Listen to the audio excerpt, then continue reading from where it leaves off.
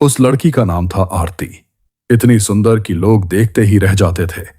गोरा रंग, बड़ी बड़ी काजल लगी आंखें, लंबे घने बाल जो कमर तक जाते थे, और वह मुस्कान। उस मुस्कान में ऐसा जादू था कि देखने वाला अपना होश भूल जाता। आरती के पिता का नाम था सुखदेव। शहर के बाहरी इलाके में उनकी छोटी सी किराने की दुकान थी। मां का नाम कमला। दोनों ने अपनी बेटी को बहुत प्यार से पाला था। उसे अच्छे स्कूल में पढ़ाया, कॉलेज भेजा, और अब उसकी शादी के लिए रिश्ते देख रहे थे। पर एक समस्या थी।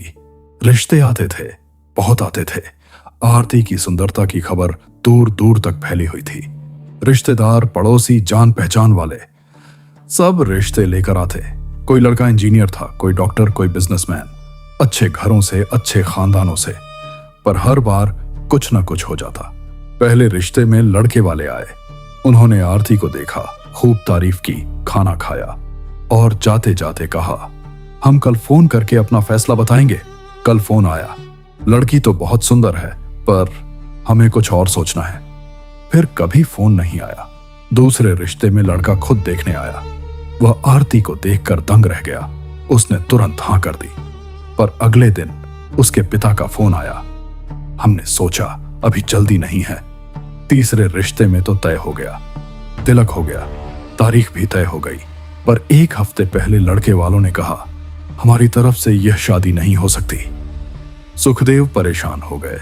उन्होंने पंडित जी से पूछा, कोई दोष है क्या, कोई ग्रह दोष? पंडित जी ने कुंडली देखी, मंत्र पढ़े और कहा, कुंडली में कोई दोष नहीं है। फिर समस्या क्या थी? कोई नहीं जानता था। आरती खुद भी परेशान थी।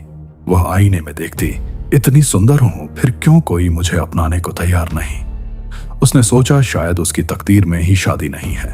3 साल ऐसे ही बीत गए। रिश्ते आते, आरती को देखते, तारीफ करते और फिर गायब हो जाते। कभी कोई कारण बताता, कभी कोई बिना बताए चला जाता। सुखदेव और कमला की उम्र ढल रही थी और बेटी के हाथ पीले होते नहीं दिख रहे थे। एक दिन की बात है, आरती बाजार गई थी। वह सब्जी ले रही थी कि अचानक उसकी नजर एक लड़के पर पड़ी। लड़का सब्जी की दुकान के सामने खड़ा था, उसे देख रहा था। बहुत सुंदर, गोरा रंग, गहरी आंखें, साफ सुथरे कपड़े, उसके चेहरे पर एक मासूम सी मुस्कान थी। आरती ने नजरें चुरा ली, पर लड़का उसे देखता रहा। अगले दिन वह फिर मिला, उसी बाजार में। इस बार वह मुस्कुराया और बोला, नमस्ते। आरती ने जवाब दिया, बस एक शब्द, पर उसका दिल तेज धड़कने लगा। धीरे धीरे बातचीत बढ़ी। लड़के का नाम था रोहित। वह पास के शहर में एक कंपनी में काम करता था। उसके पिता सरकारी नौकरी से रिटायर थे, मां गृहिणी। परिवार अच्छा था, साधारण पर अच्छा। रोहित ने कहा, मैंने तुम्हें पहली बार देखा था और मुझे लगा तुम सपने जैसी लगती हो। आरती शर्मा गई। महीने भर बातचीत चली, फोन पर घंटों बातें, मिलना, बैठना, कॉफी पीना। रोहित बहुत शरीफ लगता था, बहुत अच्छा इंसान। उसने कभी कोई गलत बात नहीं की, कभी हाथ बढ़ाने की कोशिश नहीं की। बस साथ रहना, बातें करना, उसे देखते रहना। एक दिन रोहित ने कहा, मैं तुमसे शादी करना चाहता हूं। आरती की खुशी का ठिकाना न रहा। वह घर आई, माँ पापा को बताया। सुखदेव थोड़ा चिंतित हुए पिछले अनुभवों से, पर रोहित को देखा तो उन्हें भी अच्छा लगा। इतना सुंदर, इतना शरीफ, इतना अच्छा बोलने वाला।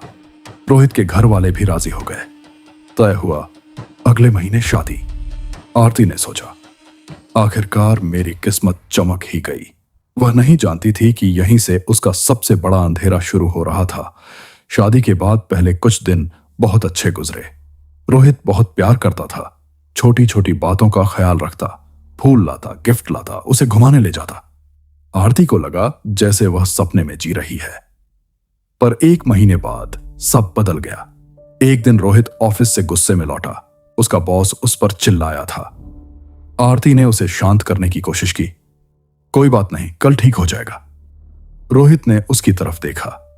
उसकी आंखों में गुस्सा था, अजीब गुस्सा। तू चुप रह, तुझे क्या पता ऑफिस की प्रॉब्लम के बारे में? आरती चौंक गई। उसने ऐसा कभी नहीं बोला था। उस रात उसने माफी मांग ली, पर आरती के मन में एक खटका रह गया। दूसरे हफ्ते फिर झगड़ा हुआ, इस बार खाने की वजह से। रोहित को नमक कम लगा। उसने थाली उठाकर फेंक दी। इतना बेस्वाद खाना बनाती है, तुझे कुछ नहीं आता? आरती रो पड़ी। उसने सोचा शायद उसकी गलती है, अगली बार ध्यान रखेगी, पर गलती उसकी नहीं थी।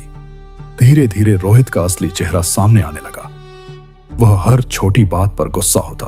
अगर खाने में नमक ज्यादा हो, अगर कपड़े प्रेस ना हो, अगर आरती थकी हो, अगर वह मुस्कुराई ना हो, हर बात पर चिल्लाना, गालियां देना।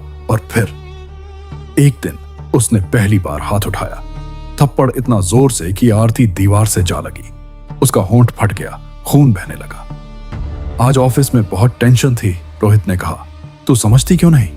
आरती ने सोचा, पहली बार है, आखिरी होगा। पर वह आखिरी नहीं था। अब रोज मार पड़ती, कभी थप्पड़, कभी घूंसा, कभी लात। रोहित उसे जूतों से मारता, उसके बाल पकड़कर दीवार पर पटकता, उसके मुंह पर कपड़ा दबाकर चिल्लाता, चिल्ला, कोई सुनेगा नहीं। आरती चिल्लाती, पर कोई नहीं सुनता था। एक दिन रोहित की मां आई।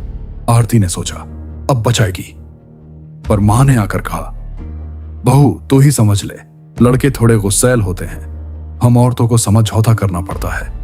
आरती ने पिता को फोन लगाया। सुखदेव आए। रोहित ने उनके सामने बहुत प्यार से बात की। जी, आरती से बहुत प्यार करता हूं, थोड़ी नौकरी का प्रेशर है बस। सुखदेव चले गए। आरती अकेली रह गई। उसी रात रोहित ने उसे बुरी तरह पीटा। तेरे बाप को बुलाया था मुझे बदनाम करने के लिए, तूने मेरे बारे में क्या बताया? कुछ नहीं, मैंने कुछ नहीं बताया। झूठ। और फिर मार और मार और मार। आरती का शरीर नीले काले निशानों से भर गया।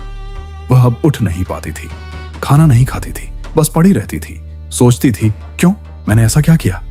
एक रात रोहित ने शराब पी रखी थी। वह आया और बोला, तेरी वजह से मेरी लाइफ खराब है। जब से तू आई है घर में कलह है, माँ बाप भी लड़ते हैं, ऑफिस में भी प्रॉब्लम, तू पनौती है, बदनसीब है। आरती ने कहा, तो मुझे छोड़ क्यों नहीं देते? रोहित हंसा। वह हंसी डरावनी थी। छोड़ दूंगा, पर पहले तुझे वो दूंगा जिसकी तू हकदार है।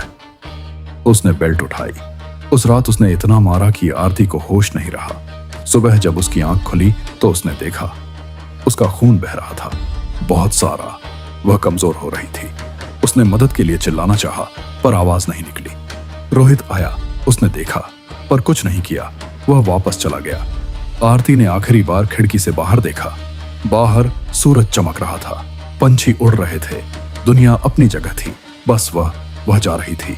उसकी आंखों से आंसू बहे और फिर सब अंधेरा हो गया। आरती मर चुकी थी।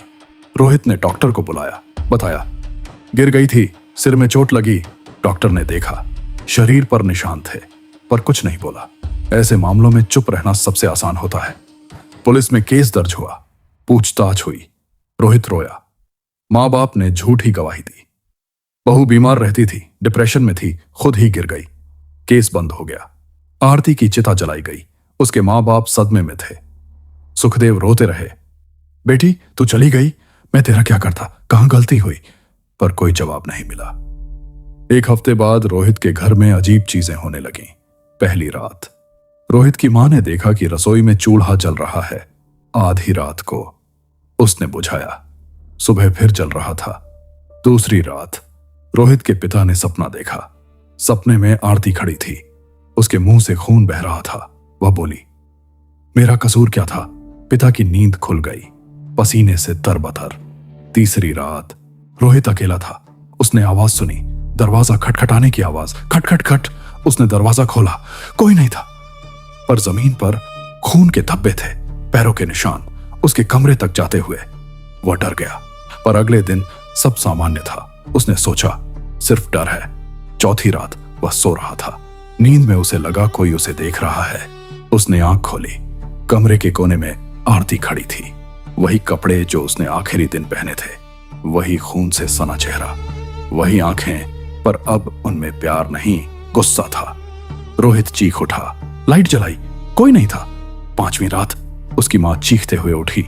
उसने बताया, आरती आई थी, मेरे पास आकर खड़ी हो गई, बोली, तुमने मुझे क्यों नहीं बचाया? अब पूरे घर में दहशत थी।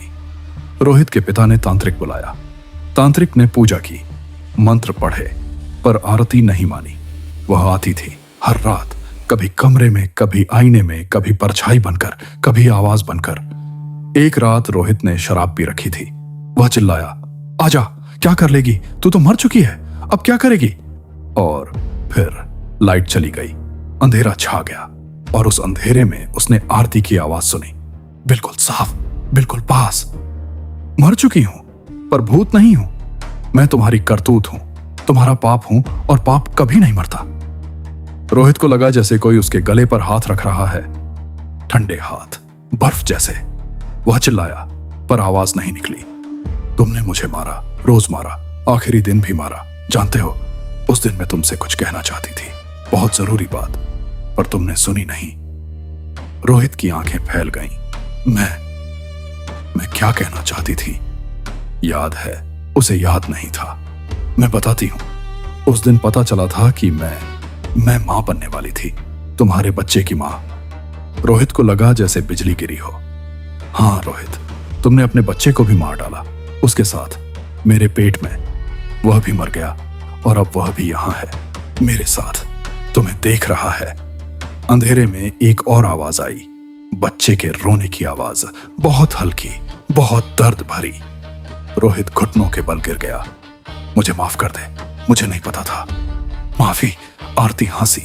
वह हंसी कमरे में गूंजी। जब तुम मार रहे थे तब तुम्हें माफी की जरूरत नहीं थी। जब मैं रो रही थी तब तुम्हें दया नहीं आई और आज माफी मांग रहे हो। उसने उसके बाल पकड़ लिए। रोहित चीख उठा, अब मैं तुम्हें वो दूंगी जो तुमने मुझे दिया, हर दिन, हर रात, तब तक जब तक तुम समझ ना जाओ कि दर्द क्या होता है।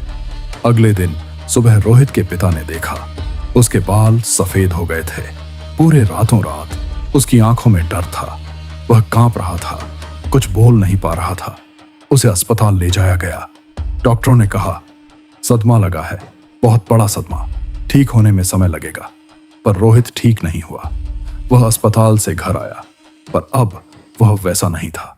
वह अकेला नहीं रह सकता था। रात को सो नहीं पाता था, खाना नहीं खाता था, बस एक ही बात बोलता था, वह आती है, हर रात मेरे पास आती है और बच्चा भी रोता है। उसके माँ बाप ने तांत्रिक बुलाए, झाड़ फूंक कराई, मंदिरों में चढ़ावा चढ़ाया, पर आरती नहीं मानी। वह आती थी हर रात और रोहित को वही देती थी जो उसने उसे दिया था, दर्द। एक रात रोहित ने आरती से पूछा, कब तक आओगी? आरती मुस्कुराई। उसकी मुस्कान में दर्द था, गुस्सा था, पर साथ ही एक अजीब सी शांति भी। जब तक तुम सच नहीं समझ जाते। क्या सच? यह कि मैं तुम्हारी पत्नी थी, इंसान थी, मेरे भी सपने थे, मुझे भी प्यार चाहिए था, पर तुमने मुझे सिर्फ दर्द दिया और दर्द का हिसाब दर्द से ही चुकता होता है। रोहित रोने लगा, सच में रोने लगा, पहली बार।